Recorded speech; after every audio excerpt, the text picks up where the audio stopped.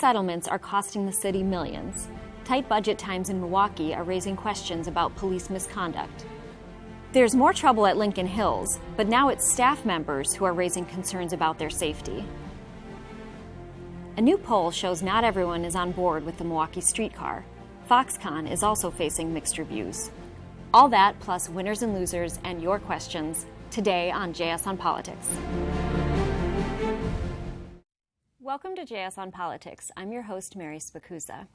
I spoke earlier with Journal Sentinel reporters Ashley Luthern and Kevin Crow about the city of Milwaukee and a lot of expenses that it's facing tied to police misconduct lawsuits. Here's what they had to say. Now I'm joined by Kevin Crow and Ashley Luthern, who are both reporters with the Journal Sentinel. And it's budget season, and public safety is obviously a big topic of discussion. You recently did an article about some other costs facing the city related to public safety that aren't just police and firefighter pensions and salaries. Can you tell me a bit about what that was about? Of course. So during the budget hearings, there have been numerous concerns raised about public safety spending in general, but one specific piece of spending that comes up kind of year after year, but especially this year, has been the cost of police misconduct lawsuits. These are cases in which someone's filing a federal civil rights lawsuit against the Milwaukee Police Department, and they're really looking for some sort of they're looking at training and what happened in a particular incident, and these lawsuits have led to some really high costs for the city, which is self-insured, so that means taxpayers are paying the cost of this.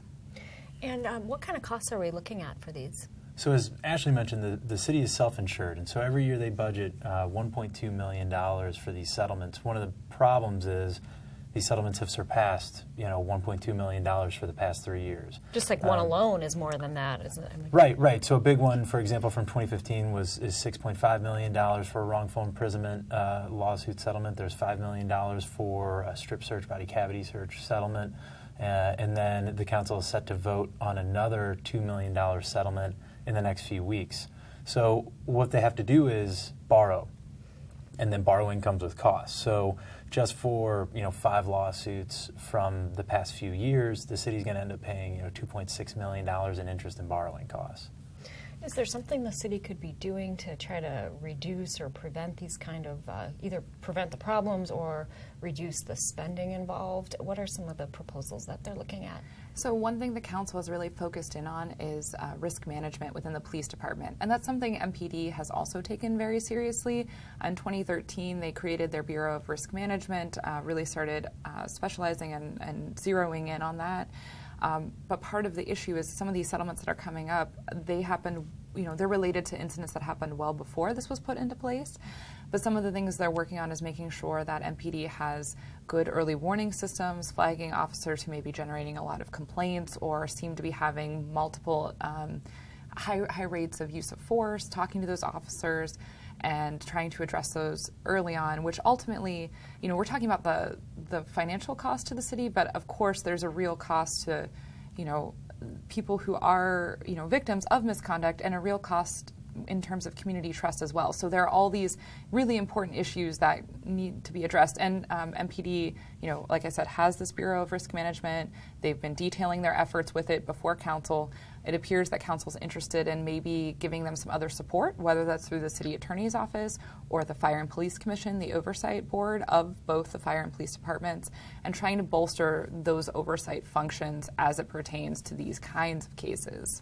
Obviously, as Mayor Barrett is talking about cutting 75 firefighters, 33 police officers, the city's looking to any way that they can have more money in the budget to try to fund some of those positions. Exactly. Okay. Thank you both for your time. Thanks a lot. Thanks, Thank Mary. you. We've spent months covering the trouble at Lincoln Hills. Patrick Marley gave us an update earlier about new concerns that the staff are now raising about their safety. Here's what he had to say. Now I'm joined by Patrick Marley from our Madison Bureau. Hi, Patrick. Hi, Mary. So obviously Lincoln Hills has been in the news a lot in recent months. Much of that coverage has been focused on the treatment of inmates, but now we're hearing concerns about the treatment of staff members there and concerns about their safety. What are you learning? Yeah, we're finding out about some staff assaults that have occurred that have really raised the concerns for safety for people who work there since this summer. I think that really spilled into the public realm when a student punched a teacher at the prison in the face earlier this month, knocked her out, sent her to the hospital for a couple of days. And then we learned this past Sunday, just a few days ago, that there were a couple of incidents at the prison that ended up sending 5 workers to the hospital. This has really got staff at their wits' end. They're saying they don't feel safe when they go to work. And who's being blamed for these assaults and these injuries? Well, the staff on the ground are really concerned about these new rules that have been put in place by court order. Inmates at the institution have sued. The judge found that the inmates' civil rights were likely being violated and said they can't use pepper spray as often. They have to curb their use of handcuffs and solitary confinement. And the staff feel like they don't have the tools they need to keep the population in control, that the judge's order has emboldened the inmates to act up. Advocates for the inmates say the problem is with the administration of the prison, that they just haven't changed their way of operating and haven't learned new ways to do things. What about the Walker administration? What are they saying, and what are we hearing about what's going to be done to fix these problems? So Governor Walker's administration is in charge of the prison. This week, the governor said that the superintendent of the institution stepped down in August, and they're trying to hire a new person to run the prison. He told the Secretary of Corrections that he wanted him to hire a temporary or interim superintendent right away. We haven't seen that hire be made yet, but would expect to see it soon. The Secretary of the Department, John Litcher, insists that the institution is safe for staff and safe for inmates. The staff is really pushing back at those claims, saying if you look at the run of incidents that we've seen in recent months, that is not true, that it is not a safe institution. Well, thank you, Patrick. You've broken a number of stories about Lincoln Hills, so I'm sure we'll be talking about this more in the future as the situation develops. Thank you. Thanks, Mary. Now I'm joined by Christian Schneider in our Madison Bureau and Bill Glauber, a reporter here at the Journal Sentinel, and we're going to talk about winners and losers. Christian, yes. Who's your loser this week? My loser this week, the news just broke this morning. Mark Halperin of MSNBC, who's also a famous author, of course, wrote the Game Change books, has been accused by a number of women for sexually harassing them on the job and in other places. So given all the news that's been out about sexual harassment in the in entertainment lately, he's been suspended, and I don't think he's going to be back. So for me, he's the loser of the week. It's pretty amazing to see how the Me Too movement has really just continued, and we've seen everybody from media executives, Harvey Weinstein. I was reading about a chef in New Orleans. It just seems like it's kind of the dominoes keep falling on that one. What about your winner? My winner of the week is Steve Bannon, who, with the announcement by Senator Jeff Flake of Arizona yesterday that he would not be running again in 2018. It gives people like Steve Bannon and kind of his crew of insurgent Republicans, if you will, the chance to claim credit for senators like Flake and Bob Corker not running again. And now they can stake a claim to that. They are the Republican Party. They are the driving force. And we'll be seeing that here in Wisconsin, where Bannon has endorsed Kevin Nicholson, who's running in the Republican primary against Leah Vukmir. So I guess we're going to see just how much power he does have in the party. There's still a question of whether he does have that much power, and I guess we'll see here. The party of Bannon. Okay. What about you? Who's your winner? Well, winner of the week actually is sort of dovetails with Christians. I think Jeff Flake. He was dead man walking politically, obviously, but he decided to pull the plug on the race. But going out on the race, he decided he was going to go all in on stating what he felt about Trump, how he had diminished the party, diminished the country. And whether you like Flake or not, He took the best shot he could from the well of the Senate. And, I think he probably, history may say he comes out well, may not say he comes out well, but he put it all out there. So good for him. It's pretty astounding to see sitting senators from the Republican Party going after the Republican president, and the Republican president, in turn going after them with clearly just not a lot of respect for each other. Everything we see right now is pretty astounding day after day. We're in a new political era. We're all adjusting to it. Some are adjusting tougher than others. All right, what about your loser? Well, the losers, I'm not going to point fingers on the problems at Lincoln Hills and Copper Lake, but what I am going to say is they're serious. They need to be solved for everybody's health, both the health and welfare of the students there, of the staff, and it's not good enough. The excuses are not good enough.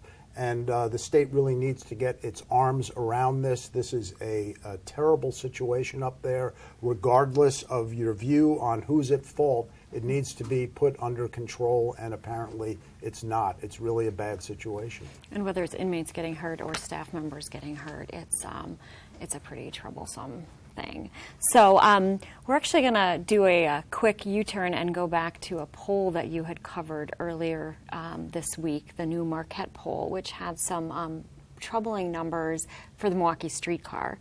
Yeah, it was an interesting poll. Let's set the stage, because Marquette University Law School normally polls statewide, and it's a horse race kind of poll. They do issues. But on this, they have a new center, the Lubar Center, that's going to look at issues. And so for this, they did 1,200 people in the 5-county Milwaukee area.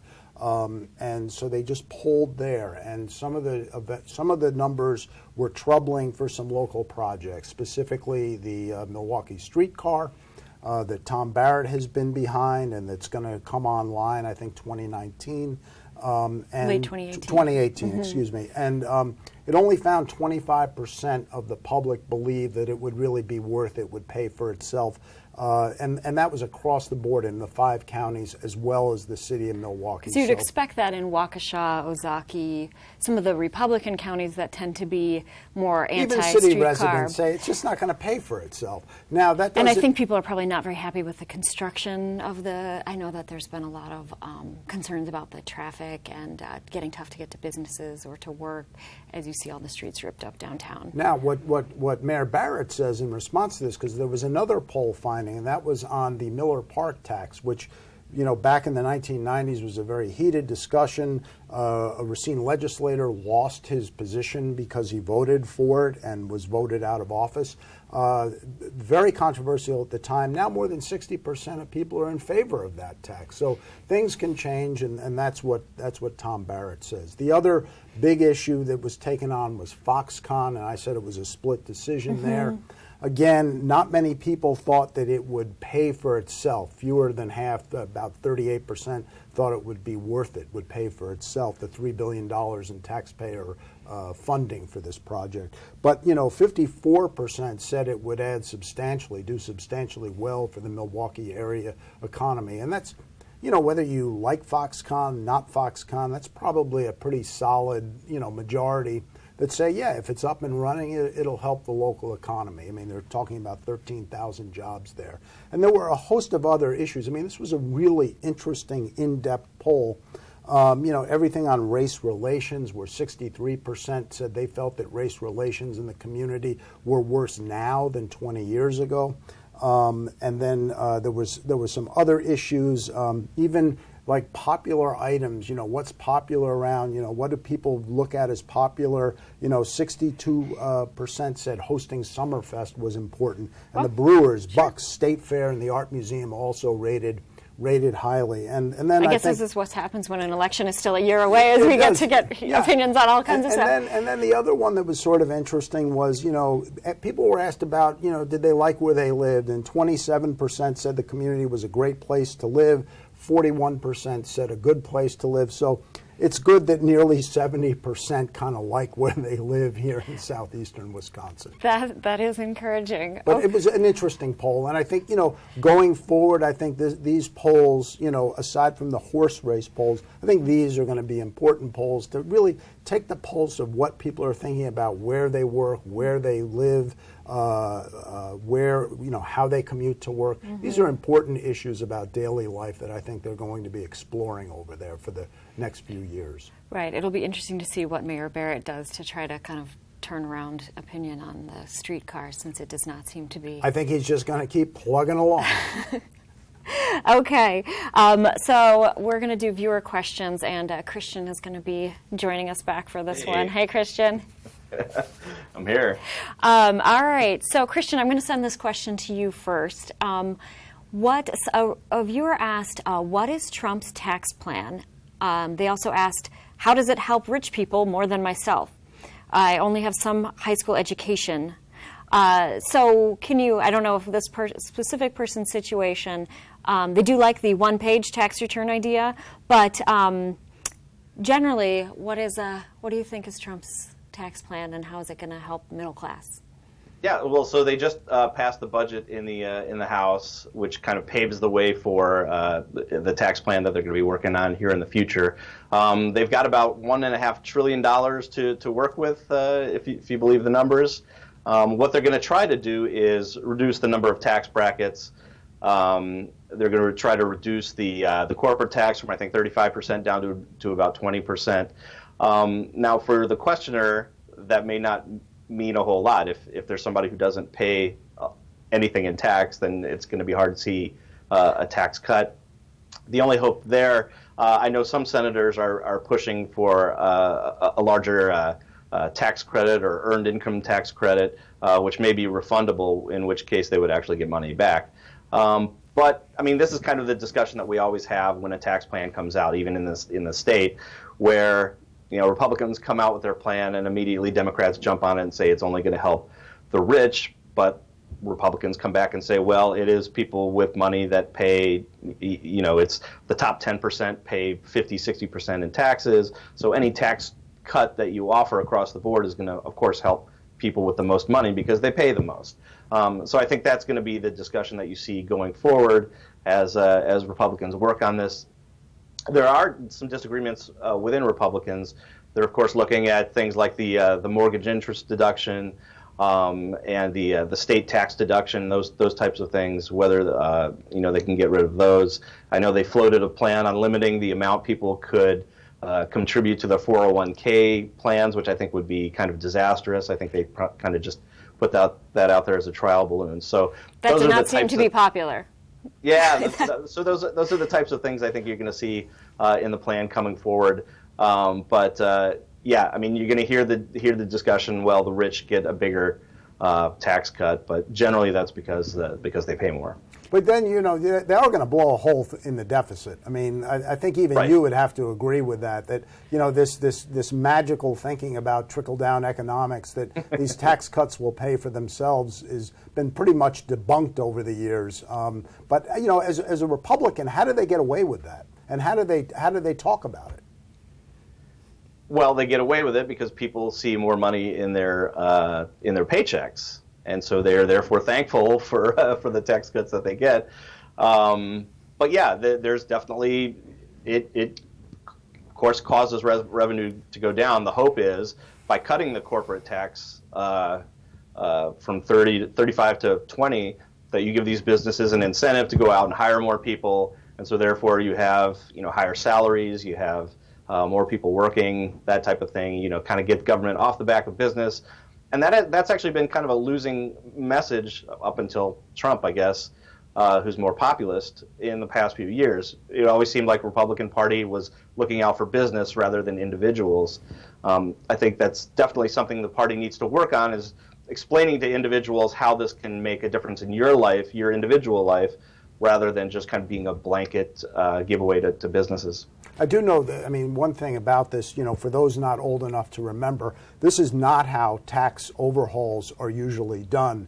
You look at the 1986 overhaul, that was a bipartisan plan. It took 2 or 3 years to get that plan through. This is strictly a Republican plan, freezing out Democrats. It's unlike anything that's happened, on this large a scale. So it will be interesting going forward, who takes political responsibility for this, and, if and when the revenues don't meet the expectations, then what happens? Who takes the political blame? But this is not how quote-unquote tax reform is normally done in this country. Well, and it obviously looks really differently than the plan that Tammy Baldwin and Cory Booker were here in Milwaukee talking about their tax plan looked obviously dramatically different than the Republican one, and I don't know how many things they actually share in common of what they'd like to see done differently. No, there's no common ground right now. Right.